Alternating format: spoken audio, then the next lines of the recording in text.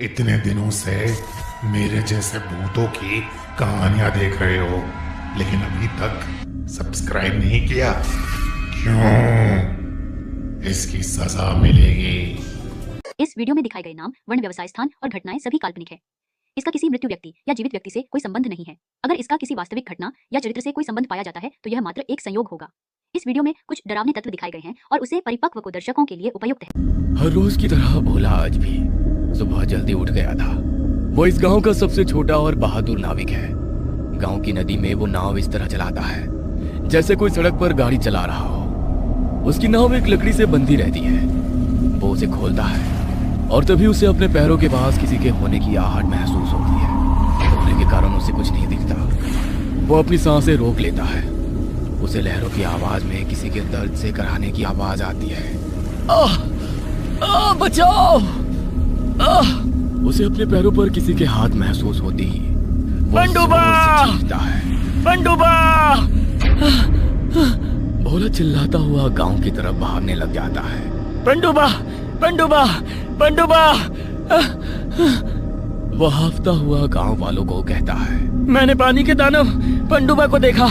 नदी किनारे उसने मेरा पैर पकड़ रखा था। पूरे गांव में हड़कंप मच जाता है। सभी भोला के साथ नदी के किनारे जाते हैं।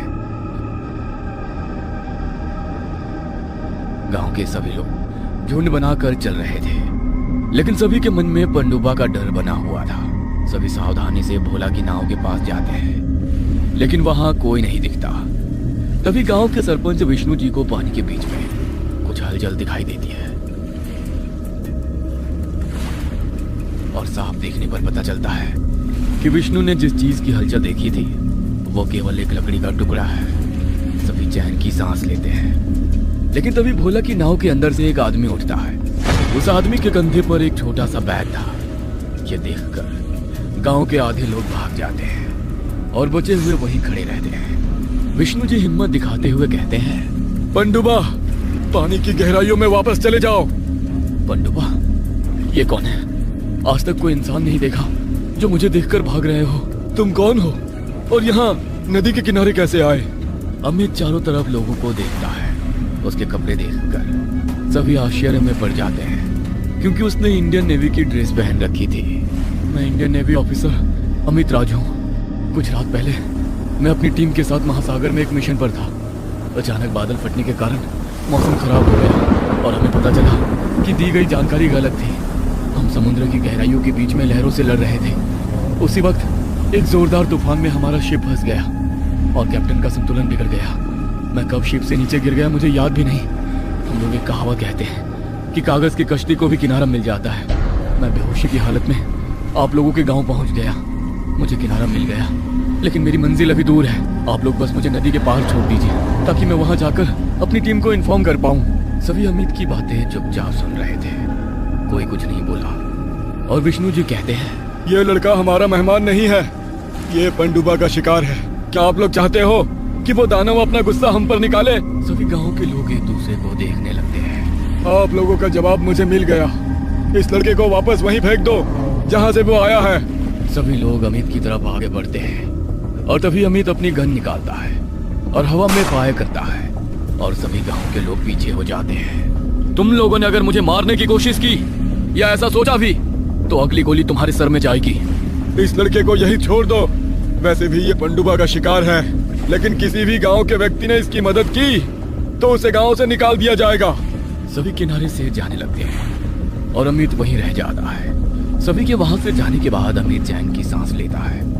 चारों तरफ फिर से शांति हो जाती है। किनारे पर लहरों की आवाज आ रही थी। वह जैसे ही अपनी गन नीचे रखता है उसे अपने पीछे कुछ हलचल सुनाई देती है। वह तेजी से अपनी गन उठाता है और पीछे पलटकर देखता है कि वहां भोला खड़ा हुआ है। भोला को अमित की यूनिफॉर्म और गन काफी आकर्षित कर रही थी। आपको पता है मैं भी एक कैप्टन हूँ, ये रही मेरी शिप। भोला अमित को अपनी नाव दिखाता है। अमित उस लड़के की मासूम आंखों को देखकर शांत हो जाता है और उससे पूछता है, क्या नाम है तुम्हारा? भोला, मैं अपने गांव में सबसे तेज नाव चलाता हूँ। अमित नदी के उस पार जाना चाहता था और भोला उसकी मदद कर सकता है, इसलिए अमित भोला से दोस्ती कर लेता है और उसे अपनी बहादुरी के किस्से सुनाता है। तभी अमित भोला से पनडुब्बा के बारे में पूछता है और भोला बताता है, पनडुब्बा पानी का दानव होता है जो इंसानों को जिंदा खा जाता है। वैसे तो पनडुब्बा पानी की गहराइयों में रहता है, लेकिन नशीले पदार्थ और इंसानी खून उसे आकर्षित करती है। मैंने बचपन से आज तक कई सारे गांव के लोगों को पनडुब्बा का शिकार होते हुए देखा है। मुझे तो उसकी बात करने से भी डर लगता है।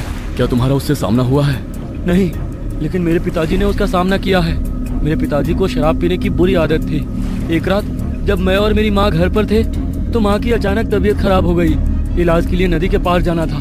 तभी मेरे पिताजी शराब के नशे में घर आए तो सभी गांव वालों ने उन्हें जाने से मना कर दिया और कहा कि सुबह तक रुक जाएं। लेकिन माँ का दर्द बढ़ता जा रहा था। सुबह तक रुकना मुश्किल था। पिताजी से दर्द देखा नहीं गया और वो माँ को लेकर नाव से उस पार जाने लगे। उस रात मैं किनारे पर ही खड़ा रहा। पानी में कई सारी हलचल हो रही थी। किनारे पर आते लहरों में मेरे माँ पिताजी की निशानी देख रहा था, लेकिन कुछ भी नहीं आया। ना कोई निशानी और ना माँ ना पिता। गांव के लोग कहते हैं उन्हें पनडुब्बा ने मारा था। तभी से मैंने सोच लिया था जैसा माँ के साथ हुआ वैसा किसी के साथ नहीं होगा। अमित भोला की बातों को नजरअंदाज कर रहा था। ऐसा लग रहा था जैसे वो भोला की बात खत्म होने का इंतजार कर रहा था।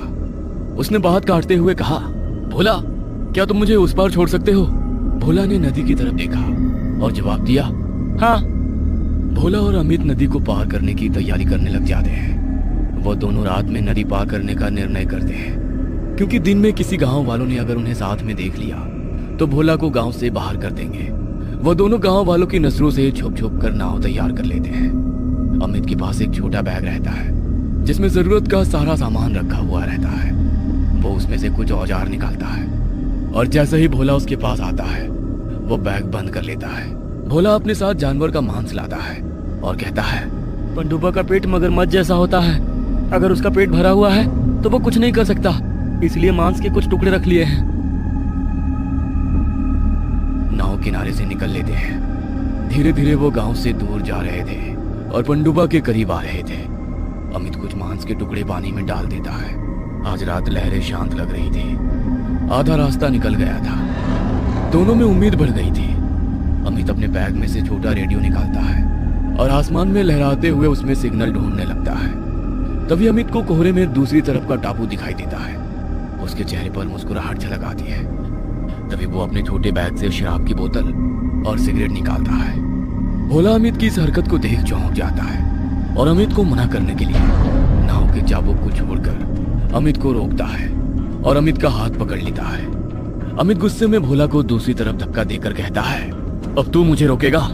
मेरे शिप का कैप्टन मुझे नहीं रोक पाया तो तू कौन होता है? नाव डगमगाने लगती है और अमित बोतल को मुंह से लगाता है और एक सांस में सारी शराब पी जाता है। वो नशे में बड़बड़ाने लगता है। उस रात जब मैं शिप पर था तब भी मैंने शराब पी रखी थी।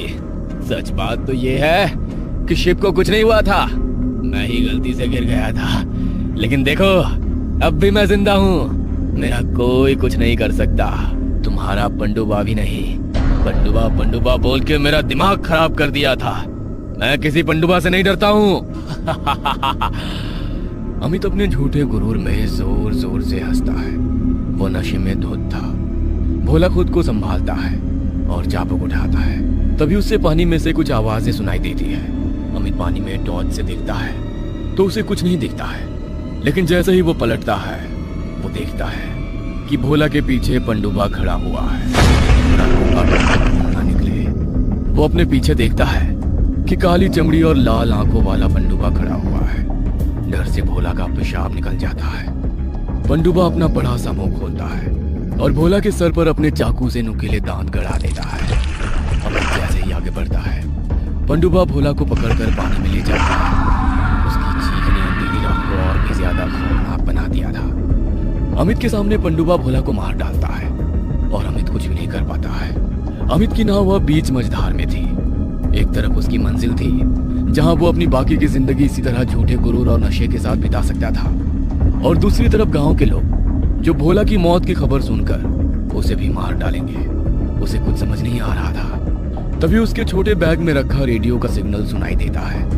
अमित के रेडियो पर सिग्नल मिल गया था। अमित रेडियो को कान पर लगाकर सुनता है। ऑफिसर अमित राज नेवी के बहुत बहादुर सिपाही थे। महासागर में एक मिशन के वक्त उनका संतुलन बिगड़ गया। और वो शिप से नीचे गिर गए। पिछले 1 हफ्ते से उनकी टीम उन्हें ढूंढ रही है, लेकिन उनकी कोई निशानी नहीं मिली है। बहरहाल उनकी खोज रोक दी गई है। ये खबर सुनकर अमित ऊपर से नीचे तक ठंडा पड़ जाता है। उसे अपना जवाब मिल चुका था। वो खाली आसमान में बादलों को देखता है और अपने बैग से सिगरेट निकालता है। उसके होंठ कांपते रहते, लेकिन वो सिगरेट जला लेता है। पानी में जोरदार लहर उठती है और उसके सामने पनडुब्बा खड़ा रहता है। पनडुब्बा की ऊंचाई बढ़ रही थी। उसके दांतों से अभी भी खून टपक रहा था। पनडुब्बा हवा में उड़ता हुआ अमित के चेहरे के पास आता है और अपनी जोरदार चीख से अमित के होश उड़ा देता है। वो अमित को पकड़कर हवा में उठा लेता है। पनडुब्बा की पकड़ मजबूत हो रही थी और अमित की हड्डियां टूट रही थी। पनडुब्बा अमित को ठीक अपने चेहरे के पास लाता है। तभी अमित अपने हाथ में रखी गन को निकालता है और सीधा पनडुब्बा की आंख में मार देता है। पनडुब्बा की पकड़ छूट जाती है और मौका मिलते ही अमित उसकी दूसरी आंख में फायर कर देता है। पनडुब्बा की चीख ला देती है। अमित घायल होकर नाव में गिर जाता है और पनडुब्बा वो समुद्र की गहराई में विलीन हो जाता है। अगली सुबह गांव वाले किनारे पर भोला की नाव देखते हैं। सभी लोगों के कानों में अभी तक पनडुब्बा की चीखें गूंज रही थी। वो नाव में देखते हैं कि अमित घायल अवस्था में लेटा हुआ है और अपनी आखिरी सांसें ले रहा है। अमित मर जाता है, लेकिन उसके मन में इस बात की खुशी रहती है कि उसने दुनिया से जाते वक्त कुछ अच्छा काम किया है। अमित को उसकी मंजिल मिल गई थी। उसके बाद गांव में फिर कई सालों तक पनडुब्बा नहीं देखा गया। लोगों का डर अब कम होने लगा था और अब पनडुब्बा सिर्फ कहानियों में ही सुनाई देता था। लेकिन आज भी अगर कोई किनारे पर नशा करता है